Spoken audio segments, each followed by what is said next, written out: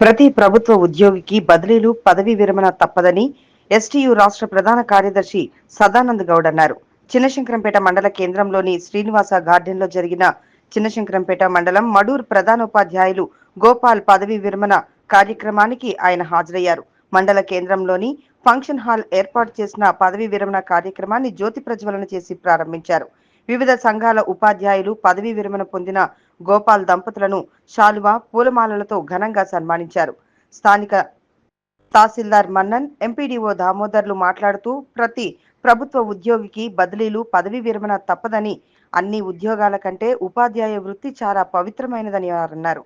ఎంతటి గొప్ప వ్యక్తి అయినా ఒక ఉపాధ్యాయుని కింద విద్యను అభ్యసించిన వ్యక్తి ఉంటారని, ఉపాధ్యాయుడు లేకపోతే ఎవరూ కూడా ఉన్నత స్థాయిలో ఉండలేరని వారు తెలిపారు. ఉపాధ్యాయుడు కొవ్వొత్తిలా కరిగిపోతూ ఇతరులకు వెలుగునిస్తున్నటువంటి మహా గొప్ప వ్యక్తి అని వారు కొనియాడారు. ఎస్టీయు రాష్ట్ర ప్రధాన కార్యదర్శి సదానంద్ గౌడ్ మాట్లాడుతూ గత ప్రభుత్వ హయాంలో పదవీ విరమణ సమయాన్ని 3 సంవత్సరాలు పొడిగించడం జరిగిందని, ప్రస్తుతం రాష్ట్ర ప్రభుత్వం దగ్గర నిధులు లేక పదవీ విరమణ తర్వాత వచ్చే పెన్షన్లు తప్ప పదవీ విరమణ పొందిన ఉద్యోగస్తులకు వచ్చే ఇతర డబ్బులు మాత్రం రావడం లేదని ఆయన అన్నారు. ఉపాధ్యాయ ఉద్యోగుల సంఘాలు కోరి తెచ్చుకున్న ప్రభుత్వం ఉపాధ్యాయులను ఇబ్బందులకు గురి చేస్తుందన్నారు. ఉపాధ్యాయులకు రావాల్సిన బకాయిల గురించి ఉద్యమ కార్యాచరణకు సిద్ధమవుతున్నట్లు తెలిపారు.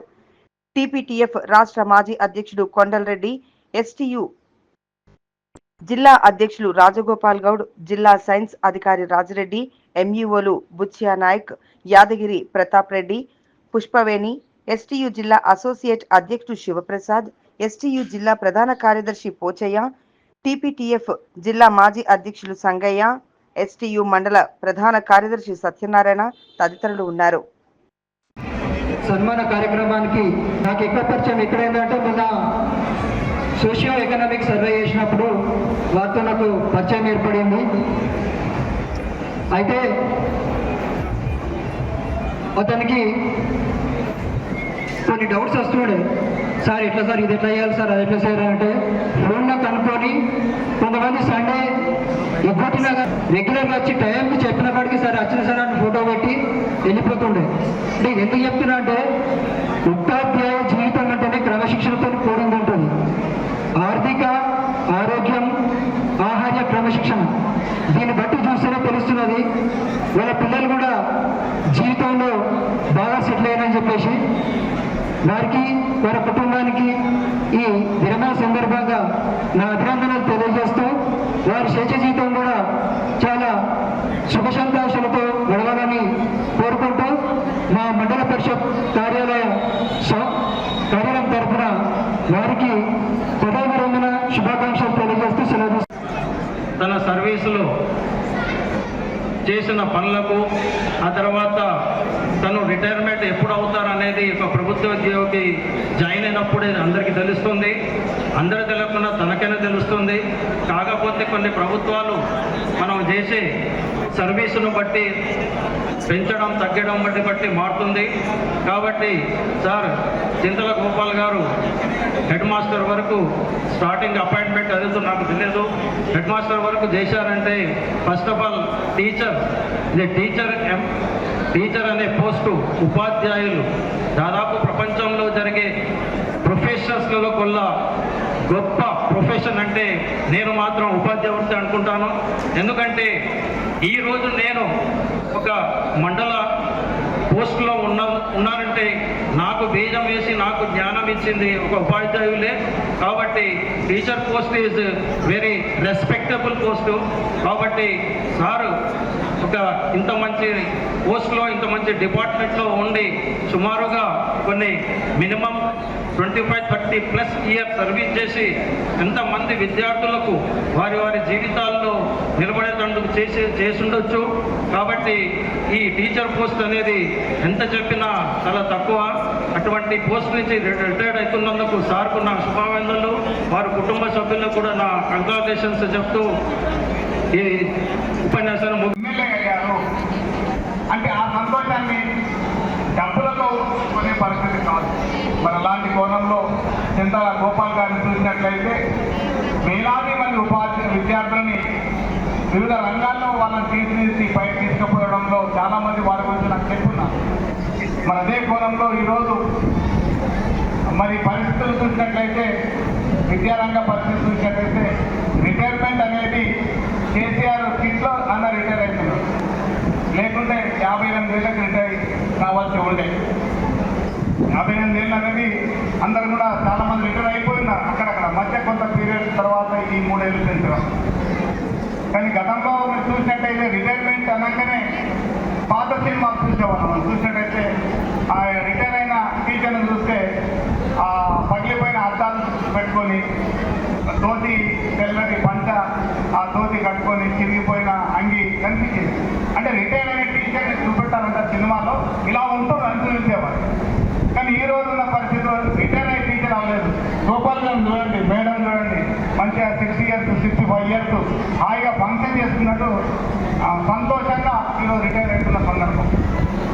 మరి అలాంటి అవకాశం రిటైర్మెంట్ అయితే సంతోషం ఇదంతా అనే అనుమానం లేదు. కాకపోతే ప్రస్తుతం ఉన్న తరుణంలో రిటైర్ అయిన వాళ్ళకు ఆ మత్స్యంలో మాత్రమే అవునన్నా కాదన్నా మీకు రావాల్సిన పెన్షన్ వస్తుంది ఖచ్చితంగా. అంటే మన పెన్షన్లో ఈరోజు చూసినట్లయితే నాకు ఈరోజు ₹1,00,000 జీతం వస్తే రిటైర్మెంట్ అయిన మరుసటి నెలకు ఒక 50,000 40,000 రూపాయలు జీతం వస్తే ఖాయం. కానీ మరి ఉన్న రాష్ట్ర ప్రభుత్వ తీర్చలను చూసినట్లయితే గౌరవ ముఖ్యమంత్రి గారు చాలా వేదికల్లో స్పష్టంగా చెప్తూ ఉన్నారు, ముందస్తుగా మానసికంగా మనమంతా రాష్ట్ర ప్రభుత్వం దగ్గర నిధులు లేవు, డబ్బులు లేవు, మీరు మాకు కొంత సహకరించాలన్న ఉద్దేశంతోనే శాసనసభలో, శాసన మండలిలో, వివిధ సమావేశాల్లో స్పష్టంగా చెప్పేస్తున్నాడు. మీరే నా దగ్గర ఉన్న డబ్బులు జేబులు ఏమి ఉంచుకోండి. మేము కూడా అడుగుతున్నాం, మరి ఇవన్నీ లెక్క కట్టడానికి ముఖ్యమంత్రి, ఎమ్మెల్యేలు, మంత్రులు అవసరం లేదని మేము భావిస్తున్నాం. అధికారులు పనిచేస్తారు, చీఫ్ సెక్రటరీ కూడా ఇబ్బంది ఏముంది మాకు. కాబట్టి అది సరైన విధానం కాదు. సంవత్సరంన్నర నుంచి రిటైర్ అయిన ఉపాధ్యాయులు ఉద్యోగులకు పెన్షన్ తప్ప వారికి రావాల్సిన పెన్షన్ కమ్యూటేషన్ కానీ, గ్రాడ్యుయేట్ కానీ, జీపీఎఫ్ కానీ వచ్చే దాఖలాలు లేవు. అక్కడక్కడ సందర్భాలు ఏమో వస్తున్నాయంటే వారు ఎవరైనా కోర్టు పోతే కోర్టు మొట్టికాయలు వేస్తే తప్ప ఈరోజు డబ్బులు విధించుకునే పరిస్థితి ప్రభుత్వం లేదు. కాబట్టి గత 2 మాసాల క్రితం డిప్యూటీ సీఎం గారు ఉపాధ్యాయ ఉద్యోగ సంఘంలో మాట్లాడుతూ 500 నుంచి 600 కోట్ల రూపాయలు ఏప్రిల్ మాసం నుంచి మీ రిటైర్ అయిన వాళ్ళకి కానీ ఇక్కడ ఇస్తామని చెప్పి ఉన్నాం. కానీ ఈరోజు 21 తేదీ 21 రూపాయలు ఇవ్వాలి రిటైర్ అయిన ఇప్పటికీ. ఈ మాసంలో 500 నుంచి 600 కోట్లు ఇస్తామన్నారు.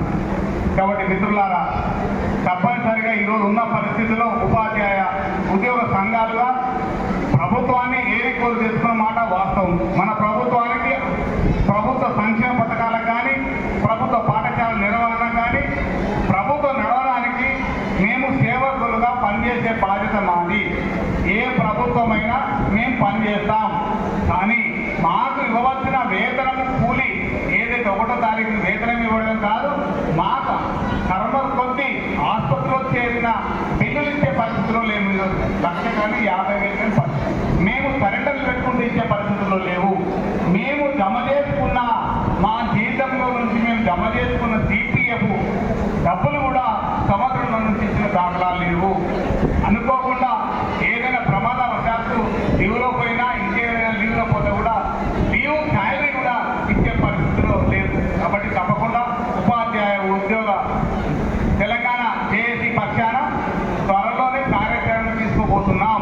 తప్పకుండా ప్రభుత్వానికి పనిచేస్తూ తప్పకుండా ముఖ్యమంత్రి మనం చెప్తున్నాడు, జపాన్లో 2 గంటలు అదనంగా పనిచేస్తాను.